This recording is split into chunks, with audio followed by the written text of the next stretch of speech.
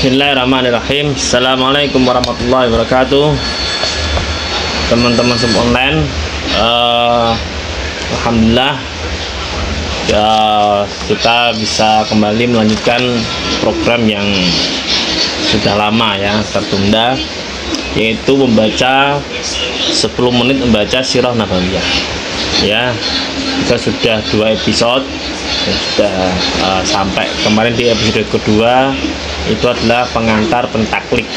Sekarang mari kita lanjutkan membaca Sirah Nabawiyah, Taman Cahaya di Atas Cahaya, Perjalanan Hidup Rasulullah Sallallahu Alaihi Wasallam, karya Safiur Rahman Al-Mubarakpuri, cetakan As-Sof Media.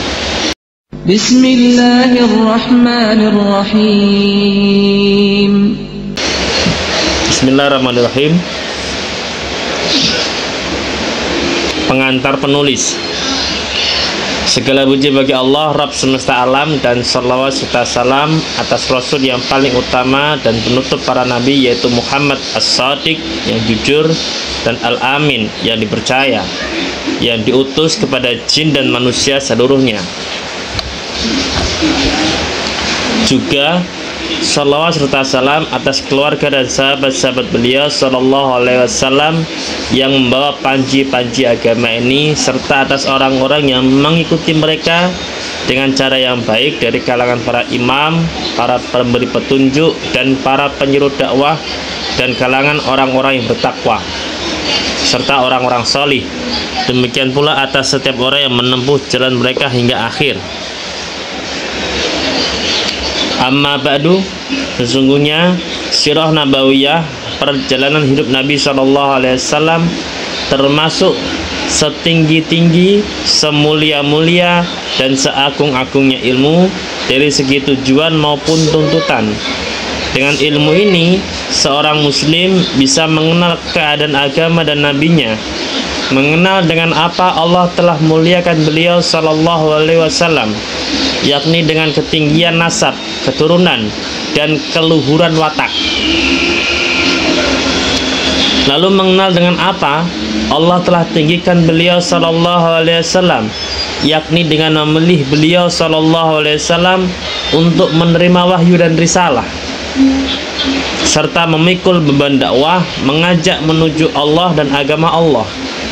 Juga mengenal apa yang telah beliau Sallallahu Alaihi Wasallam lakukan, yakni berupa kesungguhan yang telah beliau Sallallahu Alaihi Wasallam curahkan secara terus-menerus. Mengenal pula apa yang telah beliau Sallallahu Alaihi Wasallam alami berupa musibah-musibah serta ujian dalam perjalanan dakwah, dan apa yang beliau Sallallahu Alaihi Wasallam peroleh di samping semua itu berupa pertolongan dan bantuan dari Allah dengan tentara-tentara gaibnya yang kasat mata dan malaikat-malaikatnya yang luhur dan mulia. Dan apa yang beliau Sallallahu Alaihi Wasallam peroleh di samping semua itu berupa pertolongan dan bantuan dari Allah dengan tentara-tentara gaibnya yang kasat mata dan malaikat-malaikatnya yang luhur dan mulia. Juga dengan cara menunjukkan kepada beliau Sallallahu Alaihi Wasallam terhadap upaya-upaya turunnya berkah dan kejadian-kejadian luar biasa serta lain sebagainya. Sungguh sebenarnya telah banyak perhatian terhadap pembahasan ini, Sirah Nabawiyah, di zaman dahulu maupun sekarang, baik dalam bentuk pengajaran, penulisan, maupun penyusunan kitab. Karena ini merupakan satu upaya yang memancar dari kemurnian iman dan kedalaman rasa cinta serta kebutuhan yang tepat pada zamannya. Hanya saja kebanyakan orang yang melakukannya belumlah memenuhi kesungguhan penyusunan berupa usaha penelitian yang benar. Bahkan mereka memasukkan dalam penulisannya apa yang selaras dengan pikiran mereka, tendensi, dan sentimen mereka. Meskipun semua itu bukan merupakan unsur-unsur yang bersumber dari riwayat yang sahih dan telah tetap. Bahkan mereka membawakan sebagiannya merupakan sesuatu yang berseberangan dengan usuluddin, akidah, dan keluar dari ranah pembicaraan yang masuk akal. Melihat ini semua, sebagian teman mengusulkan kepada saya untuk mau menyusun satu kitab baru dalam ukuran sedang yang mencakup di dalamnya hal-hal yang pasti, jelas dalilnya, dan telah dipahami oleh para ulama dari disiplin ilmu ini, disertai perhatian terhadap kepentingan kebanyakan pemuda dan pelajar dalam rangka menjauhkan dari sikap keberpihakan dan penyimpangan. Karenanya, saya memohon dari Allah berupa taufik dan sadat. Lalu saya memulai pekerjaan yang dimaksud tersebut dengan mengambil pendukung dari Al-Quran Al-Karim, kitab-kitab tafsir induk, kemudian kitab-kitab hadis dan sirah, serta berharap mendapatkan faidah dari apa yang ada pada kitab-kitab tersebut berupa keterangan-keterangan maupun bukti-bukti intern dan hal-hal yang mencakup bukti-bukti ekstern. Saya pun berusaha memilih ungkapan-ungkapan yang ada benar-benar terambilkan dari riwayat dan perkataan-perkataan ulama terdahulu sesuai dengan kemampuan dalam bentuknya yang ringkas dan padat. Saya berharap saya telah bisa memenuhi keinginan tersebut hingga batas yang maksimal. Saya berdoa kepada Allah yang Maha Suci agar Allah bisa memberikan manfaat dengan kitab ini kepada kaum muslimin dan menjadikan penyusunan kitab ini sebagai amalan yang ikhlas mengharap wajahnya yang mulia. Salawat Allah semoga tetap terlimpahkan kepada sebaik-baik makhluk, yaitu Muhammad, beserta keberkahan dan keselamatan darinya. Safir Rahman Al-Mubarak Furi 1 Muharram 1414 Hijriah.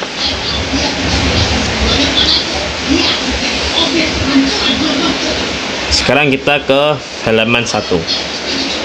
Bismillah, kita mulai isi dari kitab ini. Nasab Nabi Muhammad SAW, masa pertumbuhan dan kondisi sebelum masa kenabian. Garis keturunan nasab Nabi SAW yang mulia. Beliau SAW adalah semulia-mulia makhluk Allah, seutama-utama Rasul dan penutup para nabinya. Beliau adalah Muhammad bin Abdullah bin Abdul Muttalib bin Hashim bin Abdul Manaf bin Qusay bin Kilab bin Murrah bin Lu'ay bin Ghalib bin Fihr bin Malik bin An-Nadr bin Kinanah bin Khuzaimah bin Mudrikah bin Ilyas bin Mudar bin Nizar bin Ma'ad bin Adnan. Adnan termasuk anak cucu Ismail bin Ibrahim alaihissalam menurut kesepakatan para ulama. Namun demikian, tidak diketahui secara pasti nama-nama yang menjadi mata rantai silsilah antara Adnan dengan Ismail alaihissalam. Adapun ibu beliau SAW adalah Aminah bintu Wahab bin Abdul Manaf bin Zuhrah bin Kilab, dan Kilab ini adalah kakek kelima Nabi SAW dalam garis keturunan ke atas dari pihak ayah. Jadi ayah dan ibu beliau SAW berasal dari satu keturunan yang bertemu pada Kilab yang bernama asli Hakim. Ada juga yang mengatakan nama aslinya adalah Urwah. Kabilah Nabi SAW, kabilah beliau SAW adalah kabilah Quraisy yang dikenal karena kemuliaan, derajat yang tinggi, dan keluhuran darah bangsawan yang dimilikinya, juga kedudukan yang suci di antara seluruh kabilah bangsa Arab. Quraisy adalah julukan dari Fihr bin Malik atau An-Nadr bin Kinanah. Setiap orang dari kabilah ini merupakan tokoh serta orang-orang terhormat di zamannya, dan yang paling istimewa dari mereka adalah Qusay yang bernama asli Zaid Di antara keistimewaannya adalah ia orang pertama dari kabilah Quraisy yang diberi wewenang mengurus Ka'bah. Penjagaan dan pemeliharaan Ka'bah di bawah tanggung jawabnya, yakni berada di tangannya lah kunci Ka'bah, di mana ia bisa membuka kapanpun dan untuk siapapun yang ia kehendaki. Ia orang yang membawa kaum Quraisy ke tengah kota Mekkah dan menjadikan mereka bermukim di dalam kota itu. Sebelumnya kaum Quraisy berada di sudut dan pelosok-pelosok kota Makkah, terpencar dengan kabilah-kabilah lainnya. Ia orang yang merintis as-siqayah dan ar-rifadah. As-siqayah adalah air segar dari perasan kurma, madu, kismis atau yang lainnya. Biasa disediakan dalam tempat air dari kulit sehingga orang-orang yang sedang berhaji bisa meminumnya. Adapun ar-rifadah adalah makanan yang diperuntukkan bagi orang-orang yang menunaikan haji saat musim haji. Qusay juga membangun satu bangunan di sebelah utara Ka'bah yang kemudian dikenal dengan nama Darun Nadwah, yaitu tempat pertemuan kaum Quraisy dan markas gerakan kemasyarakatan mereka. Tidaklah diresmikan akad pernikahan dan tidak pula diputuskan satu urusan melainkan dilakukan di tempat tersebut. Di tangan Qusay lah bendera dan kepemimpinan berada. Tidaklah dikibarkan panji-panji peperangan kecuali melalui tangannya. Ia adalah orang yang dermawan dan pandai, di mana ucapan-ucapannya memiliki pengaruh bagi kaumnya.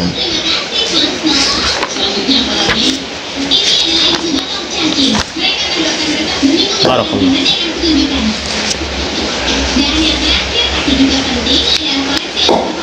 Baik teman-teman, alhamdulillah itulah untuk episode yang ketiga ini kita cukupkan sampai kabilah Nabi.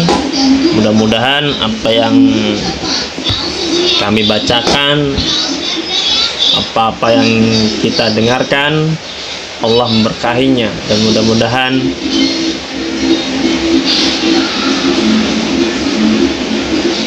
kecintaan kita kepada Nabi Muhammad SAW